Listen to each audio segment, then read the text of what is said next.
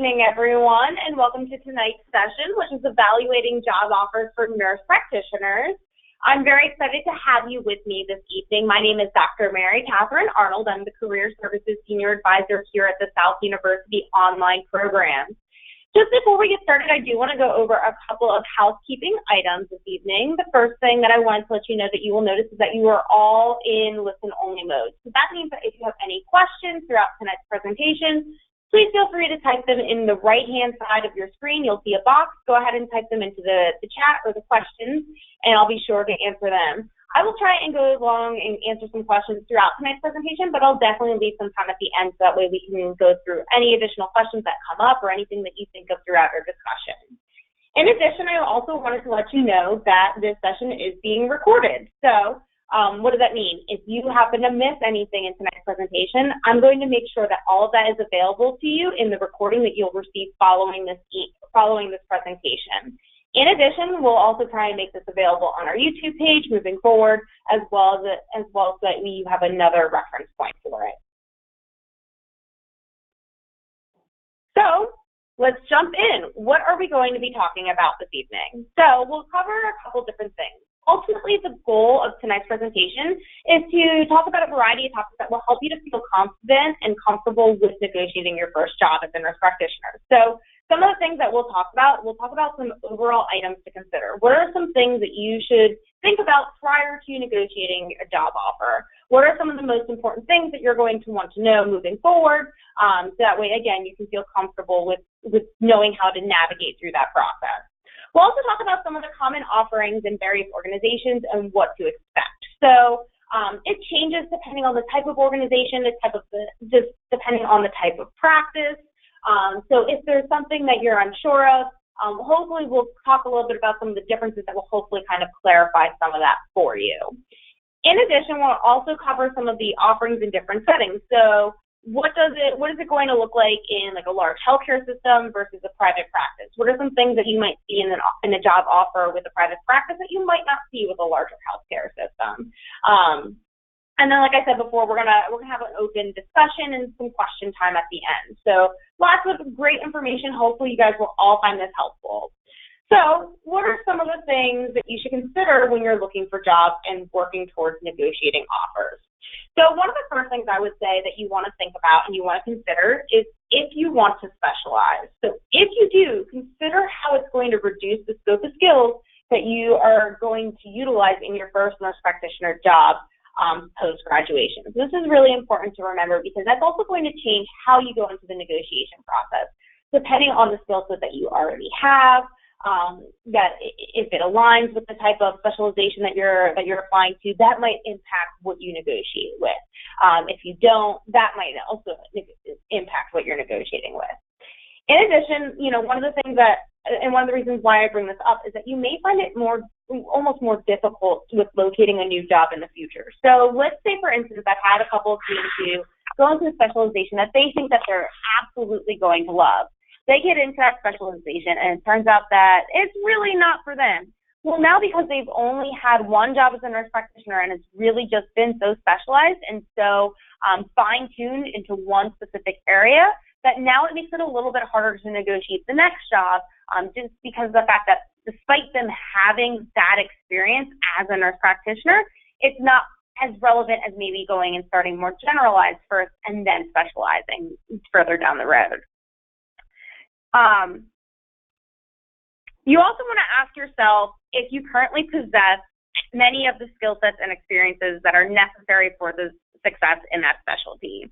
So if you do not have a lot of the specialized skills or background that a hiring manager is seeking, this is ultimately going to change and maybe possibly even hurt your chances at the position or hurt your chances for negotiating. So again, if you're walking into a specialization and you really don't have the necessary skills to start out in that position, you're probably going to want to negotiate a little bit lower, just simply because the fact that it's a huge risk for a hiring manager to select you as in being, number one, a new nurse practitioner, and then number two, being a new nurse practitioner in an area that you might not have had a lot of exposure to. Now, that could differ, for a lot of my students who maybe it's not necessarily like a specialization, but maybe they have a strong background in like the emergency department. and they're looking to primarily stay in that type of line of work because they like how busy it is, they like the exposure that they get to different types of patients. Then that's going to also, when you're thinking about kind of like how that's more of a specialized direction, that can ultimately help your chances with negotiating too. So it really kind of depends on your personal background and your skill set, but you want to keep these things in mind when you're going in and negotiating. Another item that you want to look at is if there is any special or any specific procedures in place with the organization that may require additional focus or an emphasis on other state laws and regulations. So what do I mean when I'm saying that? So here's an example. So some hospitals that are part of a large healthcare system have more regulations than others. So another thing to think about is like some hospitals that are located in certain states may have more specific laws regarding the practice requirements for those NPs versus those that are in maybe a different state or in a different healthcare organization. So that might affect how you can really negotiate for your job. The other thing is that you want to make sure that you're doing is doing your research ahead of time to identify these changes in these areas. Is this going to be something that's going to impact you? Because if so, you need to prepare yourself for that negotiation process by understanding how a hospital with more stringent state laws or regulations might impact your ability to negotiate for a specific job. The other thing that you might want to consider are what are the duties that the job will place upon you. So I find it, or you may find it surprising at how many companies are out there that generally like to hire PAs. But when they can't find a PA that they like, or they really just couldn't find a good person to fit with their organization or what they're looking for, a lot of times they turn to nurse practitioners when they can't find a PA that they like. The thing about that is that when they're doing that, a lot of times, PAs and nurse practitioners, you guys have a lot of overlap, a lot of areas where you kind of provide the same type of level of care. However, your practice laws are a little bit different. So for an organization that has primarily hired a PA, if they're trying to hire you as a nurse practitioner, you need to know a little bit about where those differences are and making sure that they're not going to ask you to do anything that you legally cannot do. Because if so, that's going to change how you negotiate with that as well. So when negotiating, you want to make sure that there are no inaccurate or false expectations of what you can do to work in that environment. So again, knowing what are their expectations of you, making sure that that is in line with your practice laws with your state board of nursing. So there are also some other things that you're going to want to consider. Now, keep in mind that you may have to make some concessions in some areas to balance the scale in other areas. So here's a list of some of the most common things that I like to talk to my students about what to consider when they're going in to start with that negotiation process. Salaries typically are number one consideration, our number one thing that we always think about no matter what field you're in. So salary, it's not going to really change as far as what you can expect as far as when you're thinking about the negotiation process for a nurse practitioner job. You're still going to want to think about salary. One of the things that I would say to do is do your research on the salary in your area and on a national level. And the reason why I say this is because, one, you might live in an area where the nurse practitioner salary is a little bit lower. So for instance, any of my students who are in the state of Florida, it's very competitive in that area. And when it's really competitive, a lot of times the salaries aren't necessarily there, especially starting out as a brand new nurse practitioner. So it's important to know what the salary is for both that area as well as moving forward for what it is on the national level, because maybe it's something where you're in a really oversaturated part of Florida, but you realize if you move a little bit more north that there might be some more options for you. There might be greater opportunity for you to earn more money. So again, it's all about kind of doing your research, knowing what is the salary in your area. Now, there are a couple of great resources that I would say that if you're not sure where to start, that you may want to start looking with. One of the resources I would tell you to and encourage you to use is BLS.gov. So that's the Bureau of Labor Statistics. The other one is careeronestop.org. I really like these two resources to start you off with kind of doing your research with salary, because they will be able to break it down for your geographic area.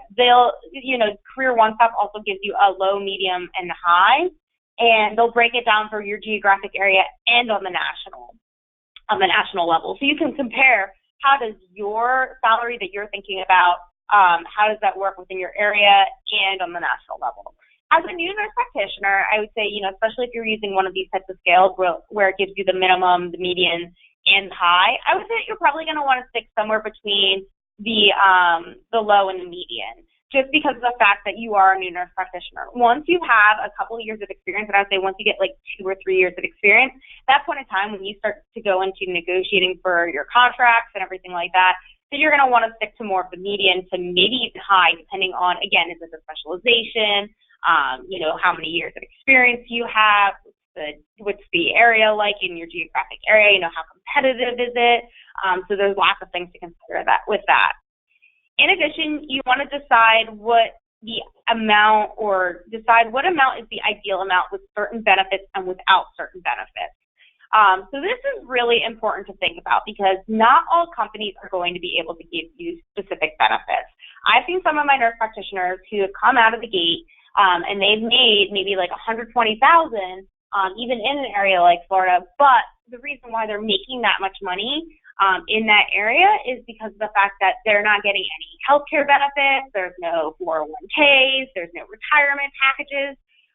So there's other things to kind of think about as far as that goes. Maybe it's something where there's no malpractice insurance. Maybe it's something where there's no short-term disability or something like that. So decide what is the ideal amount with your standard benefits, if it was included. So what would be like the lowest that you think would be respectable for you to make with standard benefits like health, vision, and dental, and a 401k match or a retirement plan match.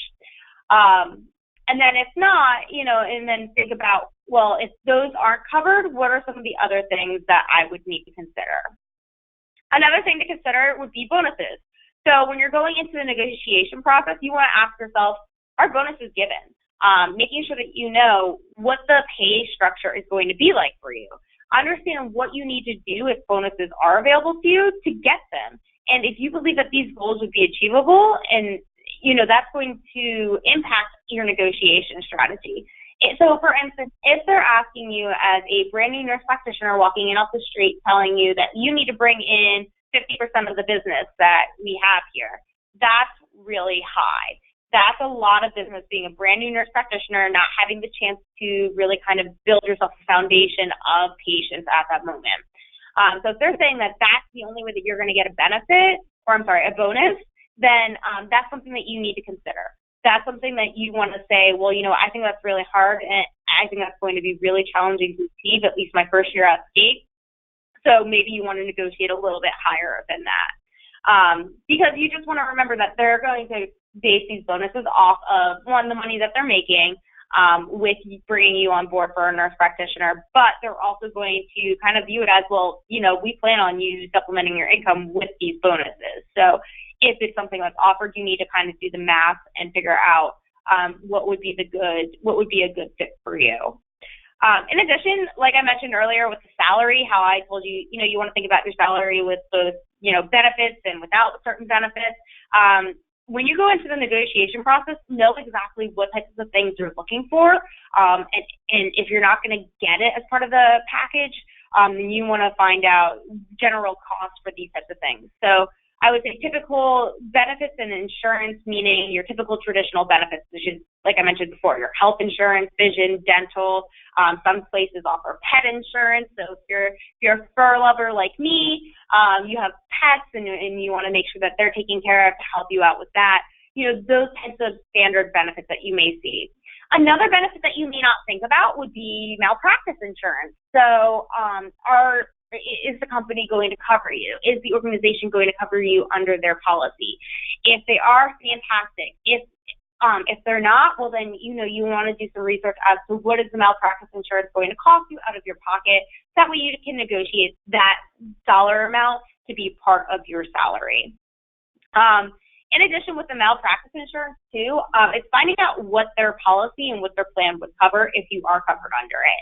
So is it substantial or is it not? Because if it's not substantial, then you might want to purchase some supplemental malpractice insurance as well, which means that that's going to make it a little bit more challenging when you're going into that negotiation process. In addition, you also want to think about some other things that they might be able to pay or reimburse you for. So things like your DEA number. I don't know how many or where you guys are in the process for getting your license and planning with everything ahead, but your DEA number is not a cheap cost. My students have said that it's typically between $700 and $800. So it's a little bit of a hefty cost. So when you're going in and negotiating for that, see if you can get reimbursed for that maybe. Maybe even helping you with renewing your license, your CEUs, those other types of benefits that would be beneficial for you and be helpful for you as you look to maintain and you look further down the road with staying as an active practicing nurse practitioner. Another thing that I know I kind of mentioned earlier with like the benefits part was the retirement benefits. So again, do they offer these? What do their packages look like? You know, if they offer them, is it something where they just offer, hey, we have a program, you can put in money, but we're not going to match? Is it something that, hey, we match up to like 6 or 10%? You know, what is it going to look like for you? You want to make sure that at this point in your career, I understand that, you know, you're probably thinking, oh my gosh, I have all these student loans, I have bills to pay. You know, I've been focused on my education for the last couple of years. I'm not walking out as being Mrs. Moneybags over here. So with that being said, you know, it's important to kind of know and start considering to plan for your future as well, because the goal at the end of the day, yeah, we probably went and got this nurse practitioner degree so that way we could be a little bit less strenuous on our body, but we also want to reap the rewards of having more education, having more knowledge, and being at this level of a mid-level provider. Another thing that you might want to consider when you are going in and you're negotiating are your schedule flexibility. So will you be expected to work on call? This is a major one, especially if you're looking at going into like a larger hospital or organization. Maybe you're looking at going into like a hospitalist position. A lot of my students that go into these types of positions have to have X number of on-call shifts in a month or in a week. So you want to make sure that, you know, what is that on-call going to look like for you? How many shifts are you expected to do? How often will you be doing it? How long are the shifts? Is the pay there for that? You know, what does that on-call mean? Does it mean triaging over the phone, or does it mean physically, you know, oh, an emergency came in, I have to get up middle of the night, drive my vehicle to the facility and go and help that patient? So it's really kind of knowing, you know, what is that going to look like for you? As far as, you know, going beyond the on-call hours, you know, what are the regular hours that they're going to be expected for you to do? Do they work with what you want to do in your life? Do they work with your personal schedule? I know a lot of us have kids, right? We always feel like we're running around and being super busy, and some of us like to stay on those 3 12-hour shifts because that's all we've done with our kids. You know, we know exactly how we need to manage our schedules with that. Sometimes it's that, you know what, no, I want to be on pretty much the same schedule as when my kids are at school. I want to be at work working that standard like 8 to 5 or 9 to 5 position. So knowing a little bit about what that schedule is. Are they going to be flexible? So, you know, do they offer you a work-life balance, or are they expecting you, yep, I need you in this office from this time to this time no matter what? So that's another thing to negotiate, you know, talking about what are your hours, what are your schedules going to look like, how much flexibility do you get? If it's something where, you know, normally you wouldn't necessarily, you could typically stay on the same schedule, but maybe it's your daughter's dance recital. So you want to cut out the office a little bit earlier, you know, making sure that you have that flexibility should you need that. Another thing to think about would be vacation days. Do you get these? You know, if so, are they enough for your needs, and are they going to supplement that flexible scheduling? You know, how is that going to work with what's expected of you? A lot of times it's so easy to get caught up in our work because we're always so concerned about our performance and we always want to do well, whether it's to get those bonuses, whether it is to get that raise at the end of the year, whether it's to just simply maintain my position. We get so caught up in the day in and day out that sometimes we forget to use our vacation days. So if it's something where, okay, I get X number of vacation days, maybe I get an overabundance of vacation days. Awesome. What happens if I don't use all of them? Is it use it or lose it? Can we work that into our negotiation and our contract? So lots of different things to think about as far as flexible scheduling goes and just scheduled in general. The other thing to think about, I know I mentioned this a little bit earlier when I was talking about some of the things that we were going to be covering today, would be practice expectations. So what do they expect from you? And I would say that break it down not only the overall what do they expect of you, because technically we could probably find that out from a job description, but the main question goes down to what can they expect from you in the first 30, 60, and 90 days. Another huge thing to think about as a nurse practitioner is, are there any non-compete clauses in your contract? And if so, what do they look like? This is really important to think about because a lot of non-compete clauses that are out there are for at least two years as a minimum. Most times they're a 3-year contract. So when you're talking about a 3-year contract and signing and making that commitment for 3 years, it's not a place that you think you're going to really love. There's some red flags. You really want to consider trying to negotiate that down to maybe like a year non-compete clause. Just because of the fact that non-compete clauses can really kind of sucker you in, and they can make, if it's not a good place for you to be at, it can make you, starting out as a nurse practitioner, it can make it a really miserable experience. The other thing to think about with non-compete clauses are, how long are they? How long are they, and what is the mile radius that non-compete clause applies? So is it like, oh, you have a non-compete clause for a 100-mile radius? That's a huge radius. 100 miles, we're talking about that if you were to break that contract, then you'd probably be driving an hour to an hour and a half, depending on where you live and your traffic and things like that. So, it's always something to consider with that. Same thing goes with, are there any clauses that say, that you can't jump from facility to facility? Or is it something where we're going to expect you to jump from facility to facility? So maybe the main hospital that I'm going to have you working at is, 5 minutes away from your home. That would be perfect, right? But what I didn't tell you is that I also expect you to deal with all my patients that go into the hospital that's 45 minutes away from you. The hospital that's part of the system that's an hour and a half drive away from you. That's going to throw a huge monkey wrench into your flexibility, your scheduling. So these are all types of things to think about and to find out, what are your expectations for me by being brought on to your organization? Another thing to negotiate would be, will you be expected to do things on your own? And if so, how long is the training that you're going to be receiving? And this isn't necessarily a negotiation piece as much as it is kind of a job searching piece, simply because we want to make sure that you are finding a position that's going to be supportive of your needs. As a new nurse practitioner, I can tell you 9 times out of 10, I talk to my students and they say, oh my gosh, it was so overwhelming at first, at least for the first 6 months. And a lot of them say that they didn't really start feeling comfortable in their roles until about a year after being in their nurse practitioner role.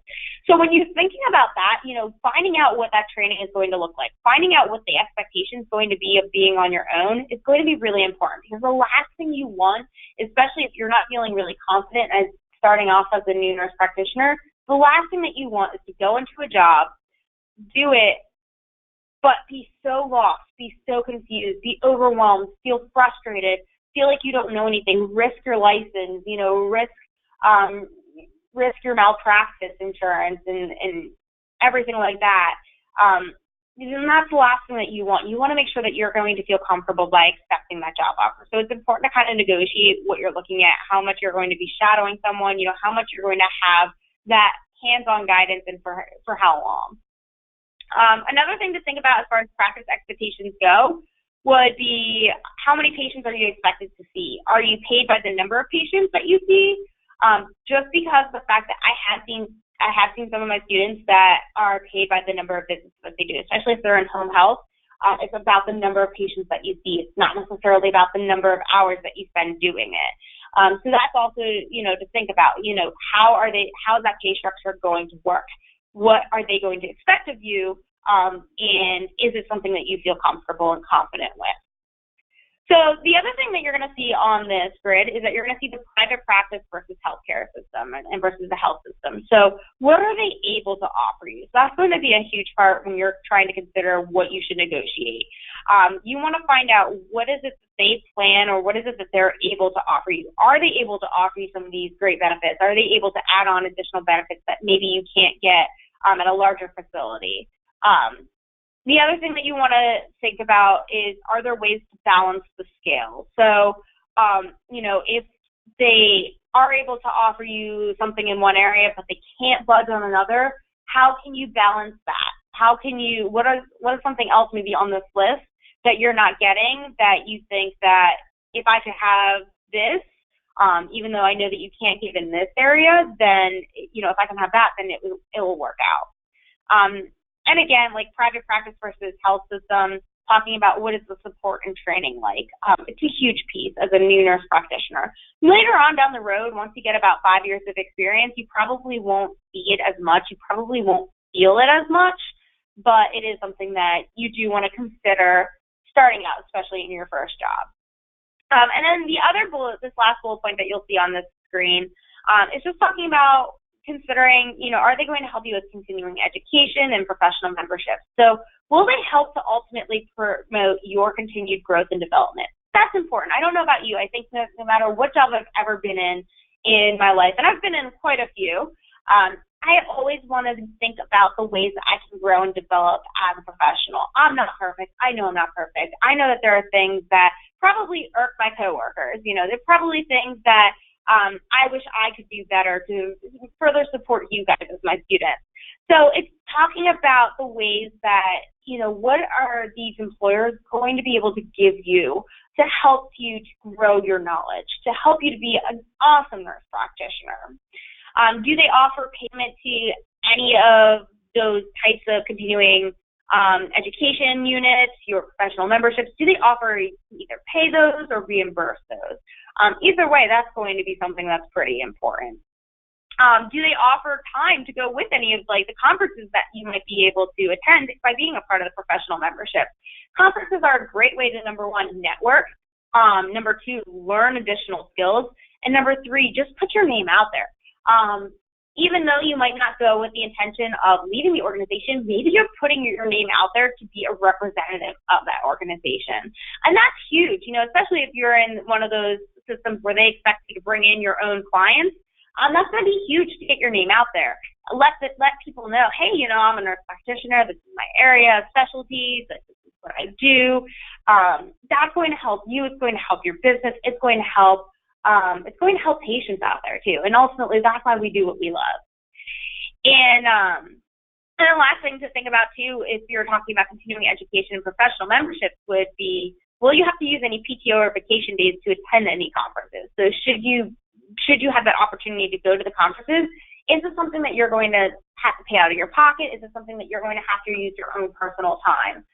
Again, since this is all types of stuff that can, at the end of the day, benefit the organization, chances are it's something that they're going to see the value in it. If you bring it up and you negotiate it, or you try to negotiate it, at least maybe it may not be something that they can put into your it might not be something that they can put into your contract right away, but maybe it's something that, you throw it on the radar. I always one of my favorite sayings is that you miss 100% of the shots that you don't take. If you don't ask, the answer is always going to be no. So as long as you're not asking for, you're not coming out of the gate asking for anything ridiculous, but you're being very level-headed about it, you can probably build yourself a very good case and a very good argument for almost any of these pieces. So I do want to jump in and start talking about what are some of the most common things that I see with contracts for my nurse practitioners. What are some of those things that you can expect to maybe get when you're getting a job offer? So one of the things that you're going to find are health and dental insurance. Again, there might even be the possible vision. So this is something that I see very commonly provided to a lot of my students, regardless of the type of organization that they're in. So you might want to look into this. If they're not offering it, see again what is the competitive, what is the competitive type of package for you. A lot of times they might not be great packages that they offer my students, but they do tend to offer them. Another really common thing that I see being offered is vacation. So the vacation time is typically between 2 to 4 weeks. 4 weeks is very generous. I haven't seen too many of my students come back and say that they were offered four weeks per year, unless depending on their schedule. So I have had some students who have had schedules where they work like 7 days on and then they get 7 days off. It's very grueling of a schedule, but it's also a schedule where that depending on that, they ended up being able to negotiate a little bit more, because then they could take like almost an entire month of vacation time all at one go without really using more than 2 weeks of their vacation time. Another thing to look into is sick leave and sick time. So, is this a part of your vacation time? How do they clump it together? A lot of times, I see a lot of, especially smaller practices, break these two pieces up into two separate items. So I see typically like it's vacation time in one category and then sick time on another category. Generally, I would say that I see about a total of 2 weeks or 1 day per month. So it really kind of depends on the organization. It varies from what their availability is, what type of staff that they have. But these are things that generally I see the health and dental insurance, I see vacation time, I see sick time. And the last thing that I see is also travel allowance for house calls. And this is like really something that I see a lot of times in my home health agencies. I see this a lot for any of my students who have to travel a lot between facilities.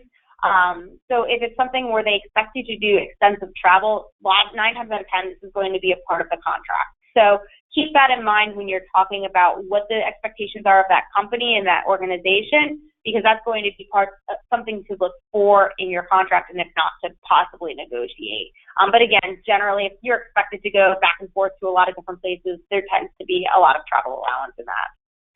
Some other things to consider that I've seen really common in a lot of the other offers that my students have seen or that they've gotten, again, non-compete clauses. I mentioned this earlier, but what this essentially is stating is that it's an agreement that you will not look for new employment at a competing facility in the same role within a specific amount of time. Again, I've seen these time frames I would say generally between 1 and 3 years. A lot of them that I've seen are really 3 years. And most non-compete clauses have a radius of about 50 to 60 miles, just because a lot of people think, oh, well, you wouldn't want to spend almost an hour commuting, which 50 to 60 miles, a mile radius would be about an hour commute, depending on the traffic. It could be even significantly more. So if you see one of these, again, you want to confirm whether it is just for the location where you're going to predominantly be working, or all of the locations of the organization as well. So if it's a big conglomerate, if it's a big healthcare facility that you're seeing a non-compete clause, what does that mean? Does it mean that, let's say I needed to move and I worked at one hospital in Tampa, Florida, and I wanted to move to Miami, Florida. Well, if I'm moving, but I find this job offer, or I find this job that's in the same organization, am I allowed to jump from my location in Tampa to the location in Miami? So these are all things to kind of consider when you're talking about non-compete clauses. In addition, you might also want to consider student loan forgiveness and repayment options. So this is not as common to see with, as I would say that you're going to see with the non-compete clauses, but these do exist. They're also a little bit harder to find. And if you do find them, a lot of times they expect you to do almost like 10 years of service. So by that point, I think by a lot of times when they throw in these types of repayment or these other options to help you pay off your loans, a lot of times they anticipate that you probably will have paid off the large majority by the time you reach that. Typically, these accompany a lengthy contract, as I said, so require a lot of years of service. You will also see these really commonly in some of your lower income areas with underserved populations. So there's actually a website, and if you're really kind of thinking about, oh my gosh, I would love to have my loans repaid, I'd love to go and get some additional type of assistance, there is a government website, and I forget the URL, and I'm sorry that I don't have that on me at the moment. It is HRSA, so it stands for the Health Resource and Services Administration. If you Google them and you do a search for them, they're going to be something that can really help you with that. So you can go to bhw.hrsa.gov, and you should be able to find additional information there regarding some of those options. And then, like I said before, most common offerings are going to kind of revolve around your work schedule as well. So most common, and this is going to be most common in, especially in private practices, you're going to be looking at a 40-hour work week. So a lot of times it's going in 5 days a week. Some days it's that you do one day that you have a little bit more time in the office. That way you get out and you do only like a half day on Fridays. No matter what, a lot of times I see my students get the 5-day shift. And if you are really attached to your 312, you may want to look at those hospitals, things like those hospitalist positions instead, just because of the fact that that's going to be something that you're going to have a little bit more luck with staying with those 312. I also typically see that regardless of the type of organization or the facility, I also do end up tending to see about 1 to 2 weekend nights or shifts on call per month. So it's on a monthly basis a lot of times that I see this built into the contract, which means that it's not horrible, it's not amazing, but again, that's always something that you can negotiate. But, and that's something where find out what their expectations are. If their expectations are just that you're answering phone calls and determining how emergent the situation is, then that's great. If it's something that they're expecting you to come into the office or come into the hospital to take care of it and to be in what you would traditionally consider your on-call environment, then you may want to negotiate that. You may want to look in decreasing that to like one night a week or one night a month.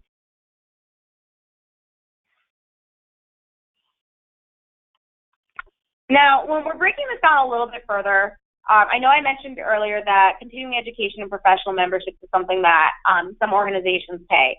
Again, I'll probably say that this is a little bit more common, especially if, one, you're going into a specialization, and then as well if you're going into like a smaller private practice type of organization. And the reason why this is one of the things that you'll probably see.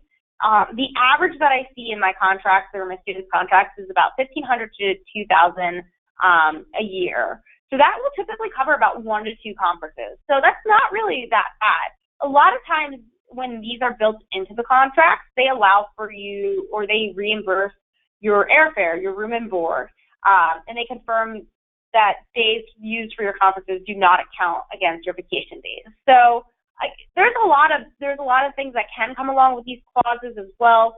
Just make sure that you're kind of aware of what it is that you want. I would encourage you, again, depending on what the rest of the negotiation process is looking like for you, that if you can go to these conferences, if you can be a part of the professional membership, they are great resources to continuing your education and continuing your growth and development.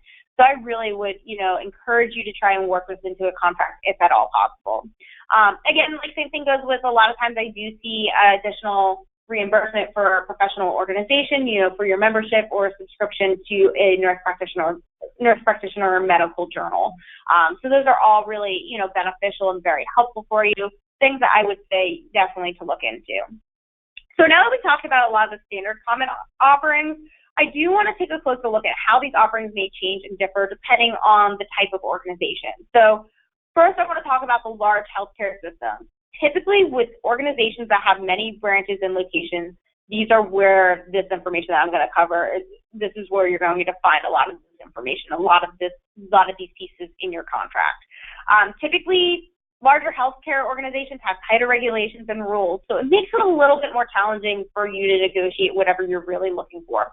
A lot of times, if you're going in and you're negotiating with a larger healthcare facility, the only things that you're typically going to really see them budge on are going to be your salary as well as your vacation time. And even the vacation time is a little bit more challenging.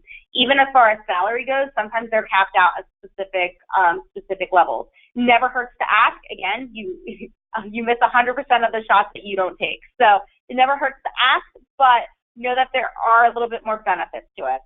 Now, some strong benefits that they tend to offer that you may not see with your smaller practices one of the main things is going to be that malpractice insurance is usually covered for you.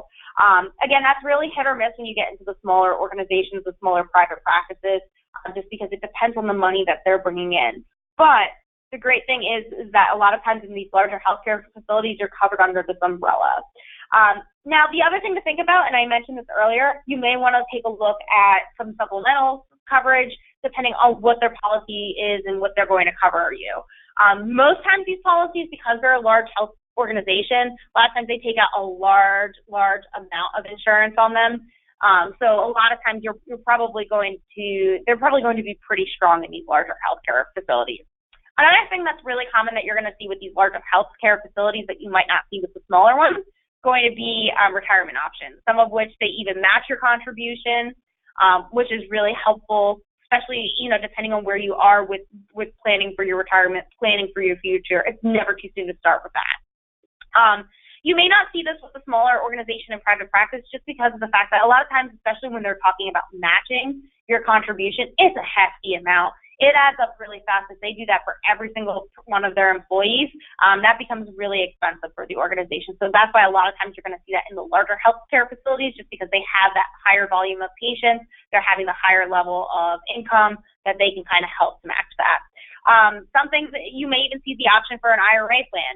Now, this generally won't be matching, but it can still be a great investment for you as well. So keeping that in mind when you're talking about your negotiation, these are some of the things that you're going to probably see common in your contract. Again, you're also going to probably see a little bit more PTO vacation time for you to utilize. This is really just because of the sheer fact that they have more people to cover you when you're gone. But the flip side of that is that they're probably not going to be as flexible as far as your smaller practices go. They'll still maybe have that option to give you kind of more of a flex schedule, but that's going to be really dependent on the facility. A lot of times, if you're talking about looking at a job with a larger healthcare facility, you might find it to be more flexible just because you might have that ability to switch shifts with someone, to switch what days or nights you're covering on call and those types of things. Now, when we look at the private practice, it is going to be a little bit different. So private practices you're not going to see as much benefits as far as like the retirement type of options, the future planning. You're less likely to also receive benefits. So when I'm talking about benefits, I mean you sometimes are responsible to locate your own healthcare, vision, dental, all those things that we talked about earlier. You'll also, like I said before, won't probably see any of the options to go into your retirement funds. Less likely to negotiate your schedule is another main thing to think about. So schedules may be more flexible on like a daily basis, but maybe not as far as shifts are considered. So on a day-to-day basis, let's say, something weird or unusual popped up, like, I have to go and pick my kid up, he got sick at school. They might be more flexible with saying, okay, well, yeah, I do want you to work a 40-hour work week, but come in and make that time up whenever you can, versus the larger healthcare system where they need that staff and they've already kind of scheduled you based off of the availability that you already predetermined. Be sure to talk about holidays and how that's going to work with your schedule with this. Just because of the fact that some organizations, because they are a private practice, sometimes you get more holiday time. So it's things to consider with your schedule as far as that goes.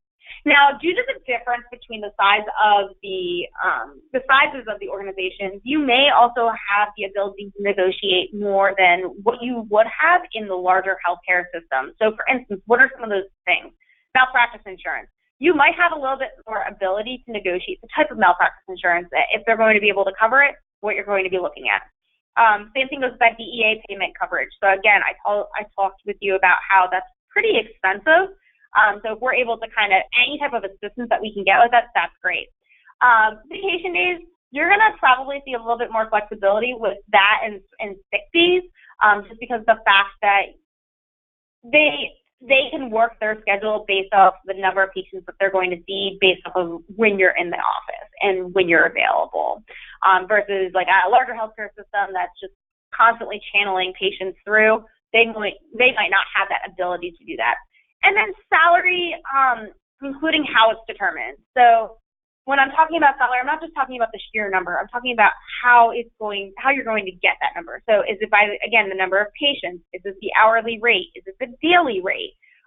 Do you get bonuses for bringing on new patients? How does that work in accordance with your salary? And are you likely to achieve that in order to make up for a lower salary? So these are all types of things that your salary might not necessarily be more negotiable in a smaller organization, but it also may, simply because you can add in and you can a little bit more easily account for some of the other areas that you might not be getting covered for. Now, you may also find that there are productivity bonuses and profit sharing with your private practices. If this is the case, you want to make sure that it is clearly outlined and that you know exactly how the bonuses are going to be calculated and when they are paid out. So my biggest piece of advice for this is that you want to be wary if an employer is vague on either of these. Vagueness can equal no payout. So you want to make sure that if this is part of your contract, that you are getting it clearly stated. And the other thing too, when you're talking about your contract, you're going through negotiation, it might not necessarily be a bad idea just to have a lawyer on hand too, especially if it's with a smaller organization. The larger ones, they already have their lawyers constantly checking them out. But if it's with a smaller organization, if it's with someone that you don't personally know, you may want to have a lawyer check it out just to make sure that there's nothing that's going to be questionable, that there really isn't anything that you have to be worried about. So I often get the question of how do I decide what to negotiate for and when I get my contract? Ultimately, guys, this is totally up to you. I would first create a wish list. So I don't know how many of you guys have ever bought a house, but you were probably told to create a wish list, things that are non-negotiable items, so things that you completely need in order to function, that you could not live without. And then you probably were also asked to create a list that was kind of like your wish list, things that weren't necessary, but things that you would really love. And then you might also even go another step further to have your dream list. So your dream list being like, realistically, if you found a place with all of these items in it, then you had to take it. So that's ultimately what I would say, that when you're going in and you're talking about negotiating your contract, it's not going to be a huge difference from that. It's going to be pretty similar for that. So first off, I would say, start with creating a list of your absolute necessities. Start by thinking about your take-home pay.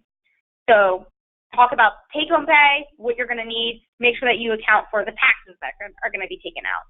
Locate and determine your professional worth. This is really important because depending on the type of background that you have and your history and where you've worked, and what type of job you're going for, that can really decide and kind of push you more to that median versus that low, or vice versa. So it's really important to kind of think about and determine what is your professional worth. And then think about how your pay will be calculated and do the math to identify what the appropriate amount of income to take home each year. So what is that appropriate amount that you're going to need that is going to meet your professional worth and going to help to make sure that you're not missing out on too much. The other thing I would say is consider your job schedule. Again, on call, weekends, what's going to be expected of you. What are your job duties as well? Make sure that you're considering your job duties. I would also say that another main thing to think about is to consider the accrued costs, malpractice insurance, license renewals, DEUs, etc. Be prepared to recalculate and adjust the final pay based on any of these factors at any given time. Another way to determine your professional worth can be done by reviewing the amount that it would cost per patient to visit you in the organization. Here's an example of what that may be.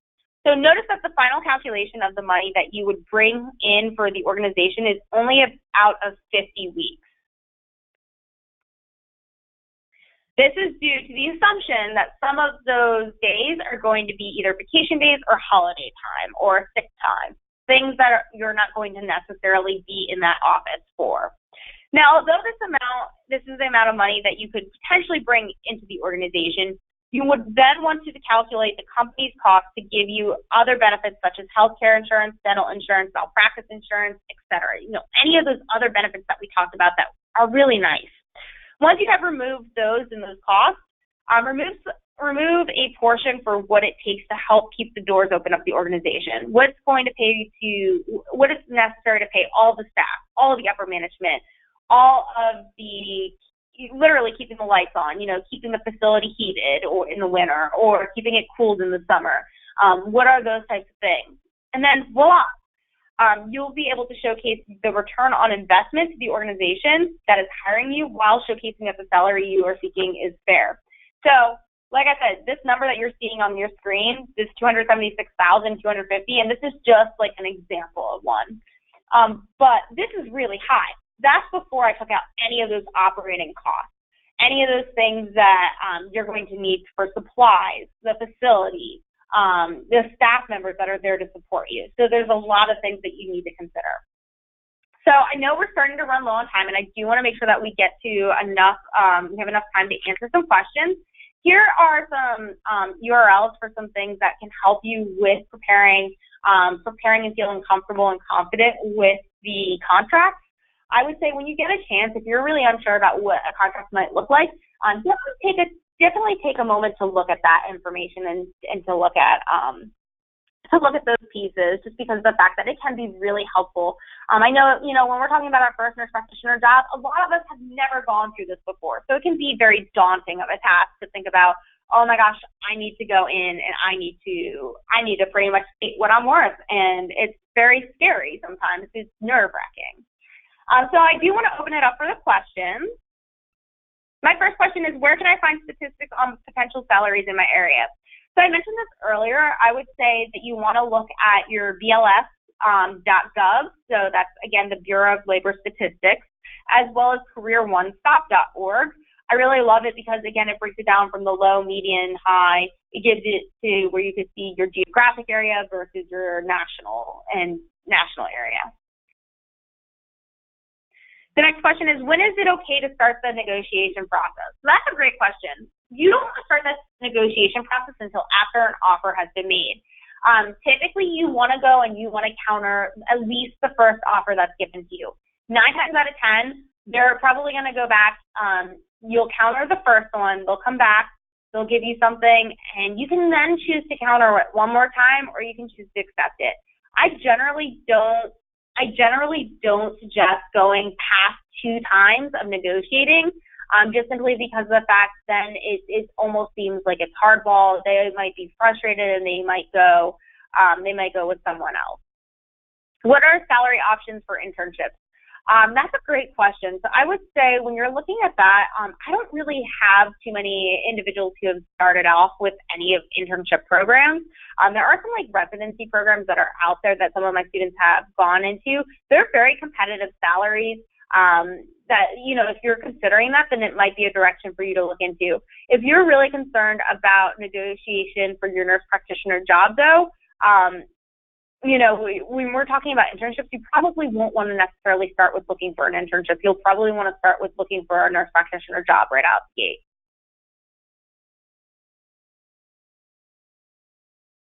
Do you always recommend trying to negotiate more than what you want at first? Absolutely.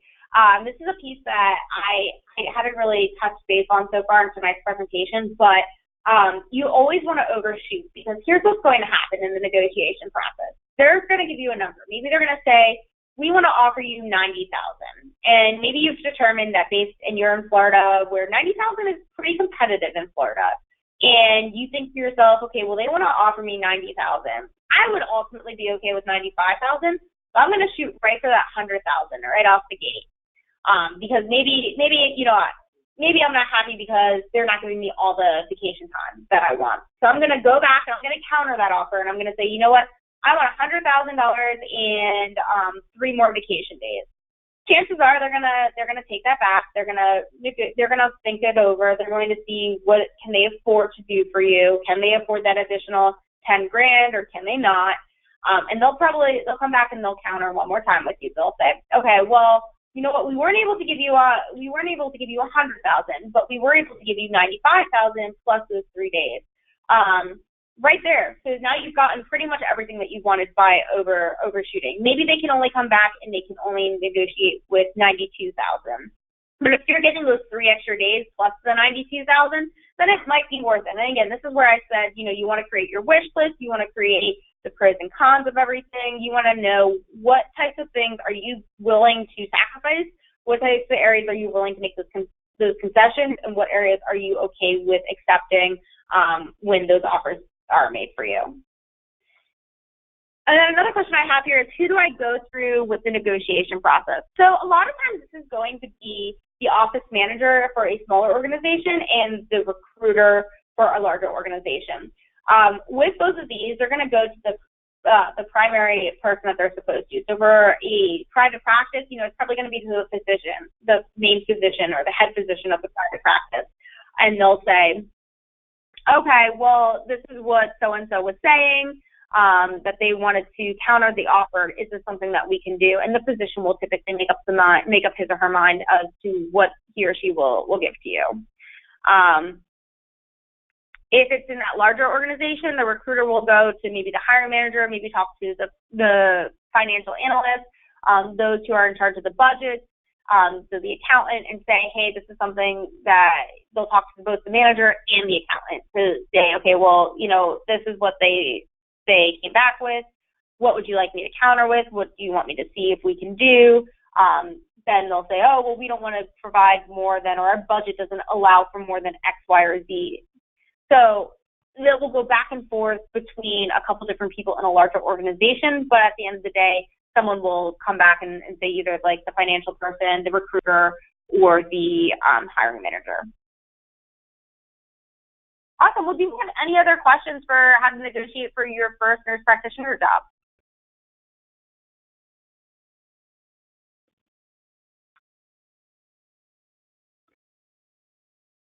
All right. Well, I really do appreciate your time. At the end of this presentation, you guys will all see a survey.